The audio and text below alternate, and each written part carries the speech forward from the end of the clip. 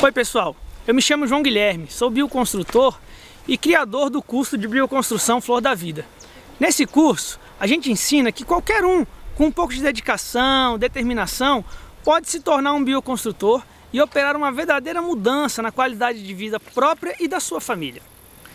Como um dos idealizadores desse projeto, eu estou muito feliz de poder dividir com vocês todas as minhas experiências, conquistas, melhorias na qualidade de vida e até os tropeços e fracassos que aconteceram durante todo esse trajeto.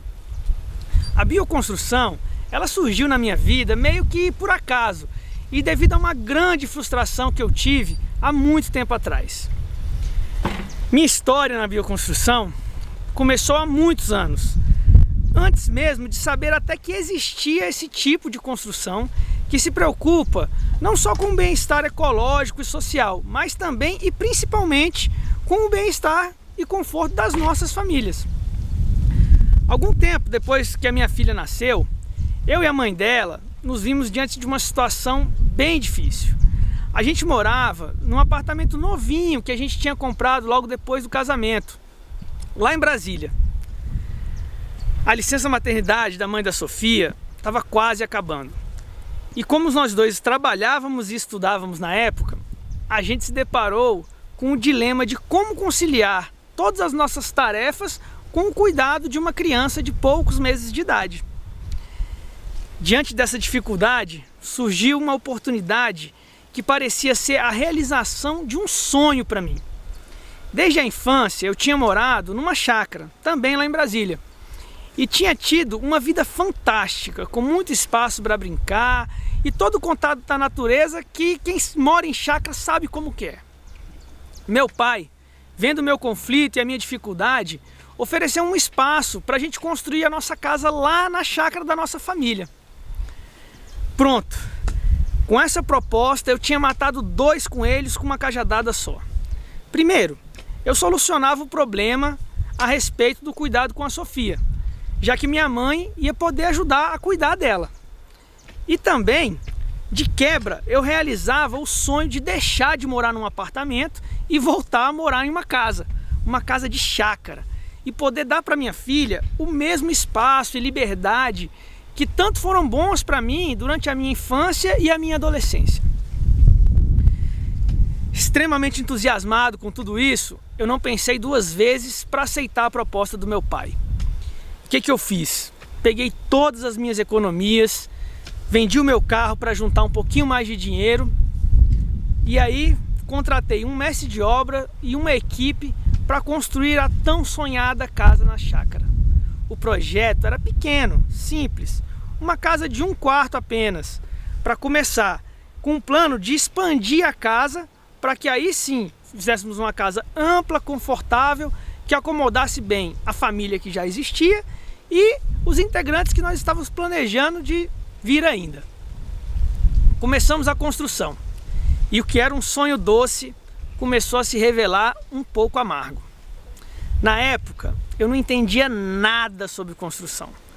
Nunca tinha lido nada sobre o assunto e não tinha a menor ideia de como as coisas deveriam ser feitas. Como estava ansioso e tinha pressa para ver a casa pronta, confiei e aceitei cegamente nas indicações e orientações feitas pelo meu mestre de obra. E ele utilizou tudo que existia de mais tradicional na construção. Ou seja, muito cimento, muito concreto, amianto, etc e etc. Em pouco tempo, embora com muito atraso em relação ao que o mestre de obras havia me prometido, a casa estava lá, de pé. E eu estava todo feliz em ver o caminhão de mudança chegar. Finalmente eu estava de volta ao meu lugar. Eu e minha família teríamos a vida que sempre sonhei. Alguns dias morando no paraíso foram suficientes para perceber que meu sonho não era tão coberto só por flores.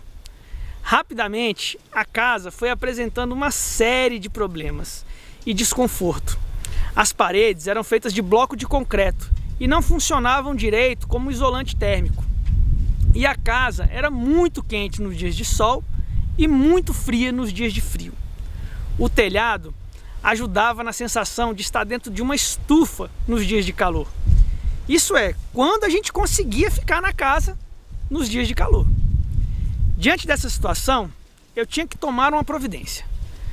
Tinha que melhorar aquela casa, já que eu havia empregado tanto dinheiro e expectativas ali. E aí veio a primeira mudança de comportamento. Agora, eu não ia mais entregar a solução para esses problemas nas mãos de mais ninguém. Eu mesmo ia pesquisar, estudar as causas, soluções, para só depois decidir o que fazer e contratar o profissional correto para fazer o serviço. E aí as pesquisas se iniciaram. Como Brasília é uma cidade que na maior parte do ano é muito quente e seca, o que eu precisava resolver primeiro era o problema do calor. Trocar o telhado era totalmente inviável e tentei outras soluções para amenizar o calor. Troquei o forro da casa, instalei placas de isopor no teto e nada funcionava direito. Instalei ar-condicionado e mesmo assim, nos momentos mais quentes, mesmo com o ar-condicionado ligado no máximo, a sensação térmica dentro da casa não era agradável. Eu tinha gastado muito dinheiro, muito tempo, mas ainda estava procurando a solução no lugar errado. Aí entra a influência maravilhosa e transformadora de um grande amigo meu, o Bruno.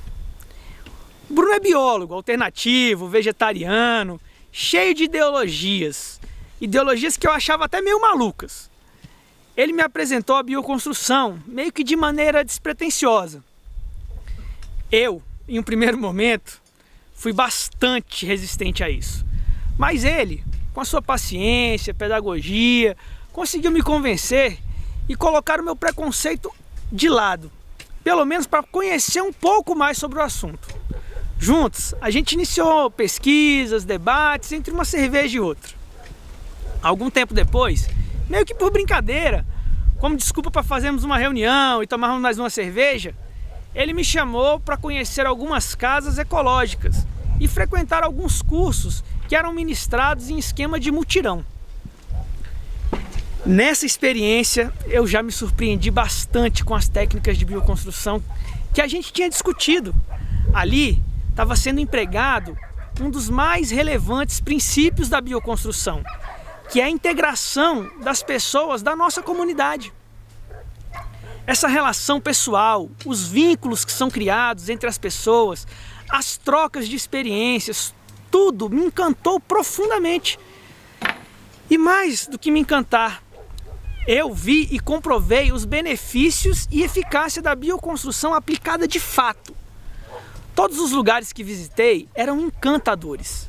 As pessoas exalavam alegria. As relações que se criavam não eram relações superficiais. A energia daqueles lugares era realmente uma energia diferente. As casas não se limitavam a ser ecologicamente corretas. Elas eram bonitas, funcionais. E o maior problema que eu enfrentava na minha casa, que era a alta temperatura, não existia em nenhuma das casas que eu tive a oportunidade de visitar. Isso ampliou meus horizontes. Tudo aquilo que o Bruno tinha me dito, defendido e que eu não acreditava ou não queria acreditar de fato, era real. Estava ali na minha frente. E era muito melhor do que eu tinha imaginado ou do que eu pensava. Mais uma vez, eu tive que mudar todos os meus paradigmas. Não bastasse todas essas qualidades que eu tinha comprovado pessoalmente ali, conversando com os moradores e com os donos dessas casas, eu descobri outras duas características super positivas da bioconstrução. A primeira delas é que a bioconstrução pode ser feita economizando muito, mas muito dinheiro em relação às construções convencionais. E a segunda, e ainda mais importante, que eu acredito que dinheiro no mundo nenhum consegue comprar, é a satisfação que as pessoas tinham de ter participado ativamente do processo de construção dos seus sonhos. Agora, eu sabia que a bioconstrução era uma realidade. Mais do que isso, era uma coisa totalmente viável. Todas aquelas técnicas que a gente tinha discutido, muitas delas utilizadas por nossos ancestrais, não eram somente técnicas consideradas ecologicamente corretas, mas eram técnicas que funcionavam, que podiam ser aplicadas por qualquer um. Aquelas pessoas que a gente visitou não tinham qualquer curso tradicional de construtores, como arquitetura, engenharia, e mesmo assim construíram lares muito melhores e mais confortáveis do que o meu, e gastando muito menos dinheiro. Minha curiosidade pelo tema se aguçou ainda mais. Aí eu li muito, fiz muito teste, aprendi muito com as pessoas que já utilizavam a bioconstrução há bastante tempo e com pessoas que aplicavam técnicas de forma totalmente empírica. E aí eu construí a primeira casa em bioconstrução. E ela ficou fantástica. Eu percebi que, como eu, muita gente estava passando por isso. Foi então que veio a ideia de fazer esse mini curso gratuito para oferecer ao maior número de pessoas a oportunidade de conhecer essa coisa fantástica que é a bioconstrução. E agora que vocês me conhecem, sabem como a bioconstrução entrou na minha vida e entenderam a minha motivação para fazer esse curso, vamos falar um pouco sobre as técnicas de construção, que é uma das principais da bioconstrução: o uso da terra. A galera acha que coisa feita de terra é coisa de pobre, que coisa boa é coisa feita de cimento. Isso é o que eu achava também. E vocês viram como eu estava errado. Cimento é caro, esquenta e até radioativo dizem que ele é. Já a terra, como eu vou mostrar, tem qualidades muito superiores ao cimento.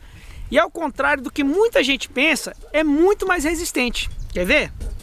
O adobe, por exemplo, nada mais é do que um bloco de barro produzido artesanalmente, onde a gente utiliza um molde e um processo de secagem natural. Parece simples e realmente é. E a resistência disso é impressionante. Para você ter uma ideia, tem coisa feita de adobe no Egito com mais de 3.000 anos de idade.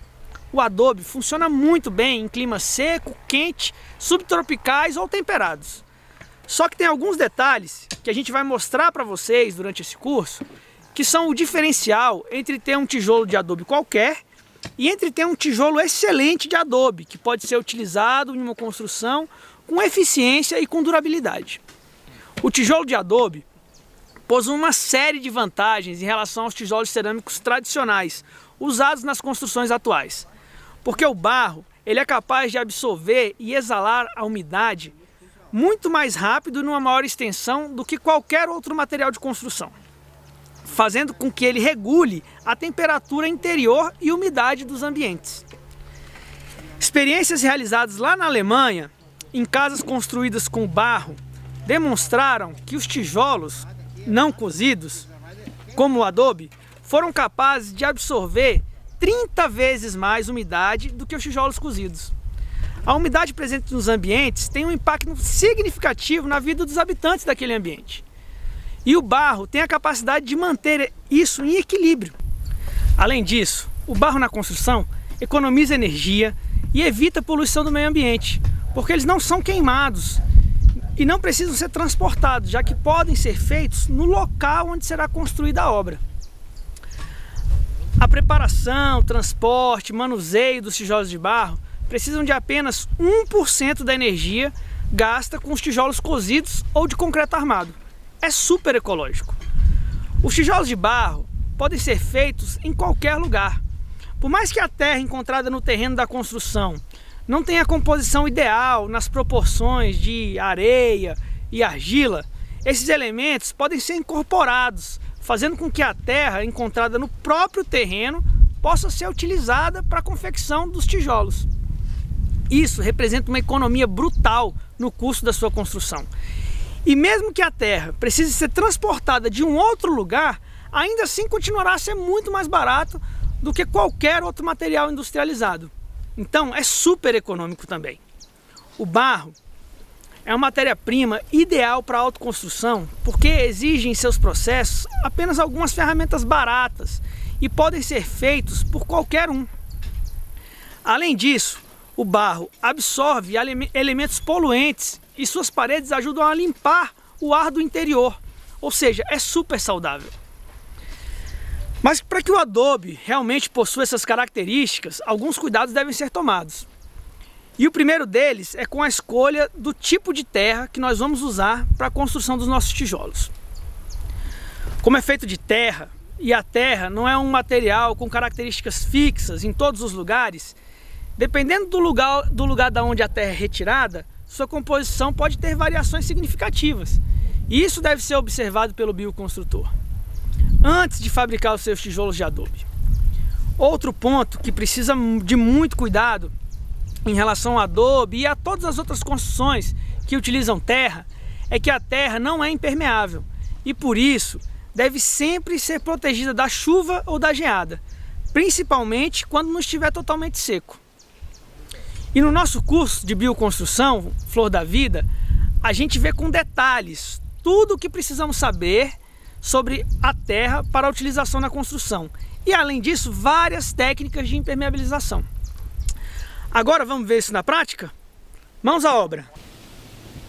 Então pessoal, olha só, para a gente construir com adobe, a primeira coisa que a gente tem que fazer são os nossos tijolos. Para a confecção dos nossos tijolos, nós vamos precisar de alguns materiais. O primeiro deles e mais importante é a terra, certo? Essa terra você pode comprar ela, um caminhão de terra aqui na nossa região custa aproximadamente R$100. Ou então, se você não quiser comprar e tiver disponibilidade e quiser tirar a terra do seu próprio terreno, cavar, você pode também pegar a terra do seu próprio terreno, não tem problema nenhum. Além da terra, nós vamos precisar de madeira para fazer as formas. No caso aqui, eu peguei algumas madeiras, resto de obra. Estava jogado, não ia servir para nada, eu peguei essas madeiras para confeccionar o nosso tijolo. Aqui tem uma peculiaridade. O tamanho da forma que a gente vai fazer para o nosso tijolo, ela tem que sempre que seguir uma certa proporcionalidade. Então o que a gente tem que ter em mente? Que a altura do tijolo, você vai escolher uma altura para o seu tijolo, certo? Aí a largura do seu tijolo vai ser o tamanho da altura mais 50%. E a profundidade do seu tijolo vai ser o dobro da largura. Ficou um pouco complicado, né? Não se preocupe. Aqui embaixo, ó, a gente vai disponibilizar um link para você fazer um download com várias sugestões de tamanho, de medidas, de materiais, para que você já possa colocar a mão na massa agora, tá ok? Então vamos lá, vamos fazer aqui a nossa forminha? Então, ó, eu tenho uma madeira, eu vou colocar aqui no chão.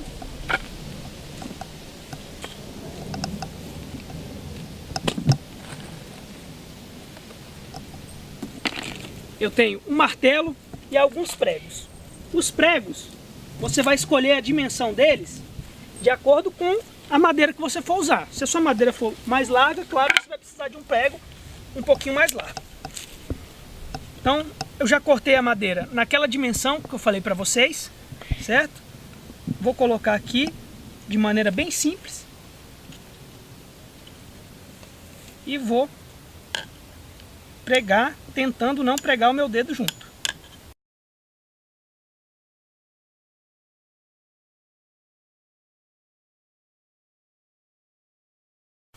Aqui tem um exemplo de uma forma para um tijolo. Como eu disse, uma das principais características e o que é mais importante na bioconstrução é a criatividade. Você pode fazer uma forma assim, de um tijolo só, fica fácil para uma pessoa trabalhar sozinha. Mas você pode também fazer formas de várias formas.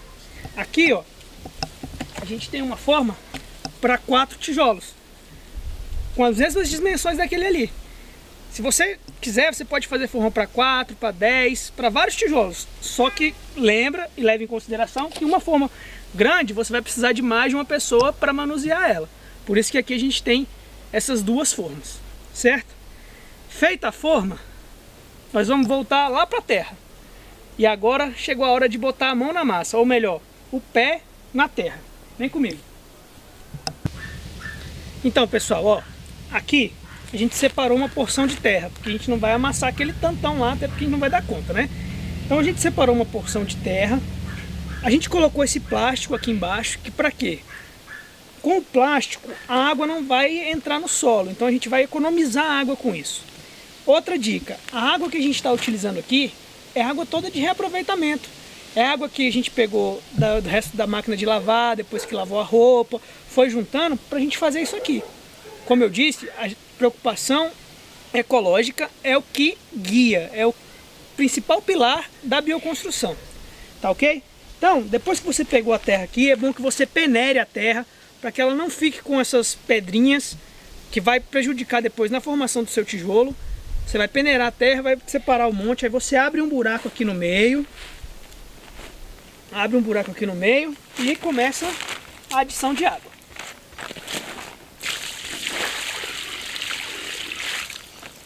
E aí, meu amigo, é só lembrar de quando você era criança e fazer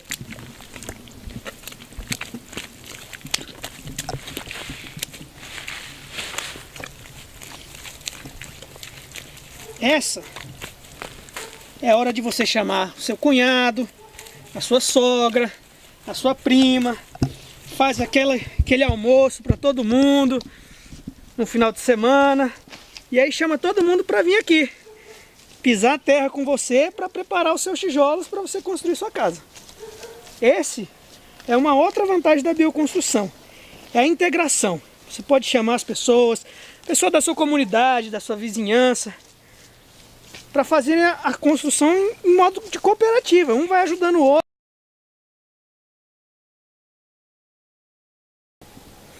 Então, depois de você amassar bastante, chegou a hora de você ver se está no ponto certo. Qual é o ponto certo? O ponto certo é um ponto que não fique muito encharcado, que não fique muito molhado. Para quem já tem uma certa intimidade com construção, é o que o pessoal chama ponto de farofa, mais ou menos. Tá certo? E é fácil a gente fazer um teste para saber se chegou no ponto ou se não chegou no ponto. Qual é o teste? Você vai pegar uma porção de terra molhada com a mão, vai amassar na sua mão para ela fazer um bolinho, certo? E vai soltar. Quando você soltar, ela não pode fazer isso que ela fez, ela não pode espalhar. Ela tem que soltar e cair numa consistência legal. Por quê?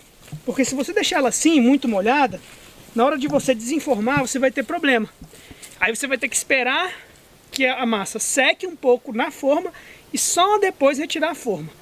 Então, para você otimizar, você vai deixar um pouco mais seco, assim, ó.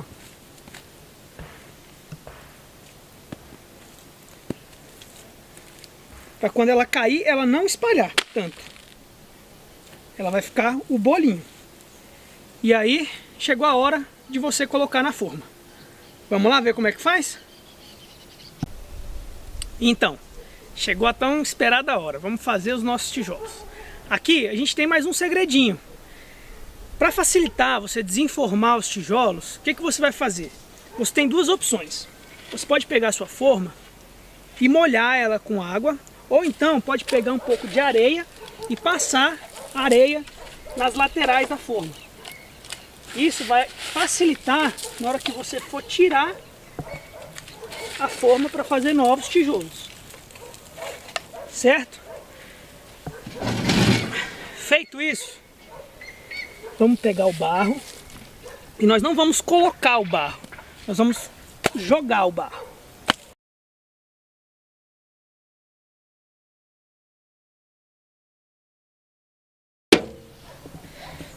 Feito isso, só você pegar e tirar a forma. Está pronto o seu tijolo de adobe. Depois dessa etapa, você vai ter que se atentar para o seguinte detalhe. Agora chegou a hora do adobe secar. O ideal é que ele seque à sombra e não ao sol. Mas se você não tiver nenhum espaço com sombra, você pode colocar ele no sol também, não tem problema. O período de secagem vai variar de acordo com as condições climáticas, é claro. O importante é você virar ele sempre. 2 vezes ao dia você vira o tijolo para ele ir secando por igual em todos os lados. E aí, de 7 a 10 dias, o seu tijolo vai estar pronto. Bom, pessoal, agora vocês já têm o conhecimento básico para começar a construir com adobe. Eu espero que vocês tenham gostado muito dessa aula, porque para mim foi muito prazeroso produzir ela para vocês. Deixe aqui o seu comentário, vamos conversar, vamos trocar experiências, sanar dúvidas, que é assim que a gente vai conseguir crescer ainda mais nessa área da bioconstrução. Nós estamos preparando para vocês uma outra aula gratuita, uma aula cheia de surpresas e com muitas novidades, ok? Aguardo vocês e até lá!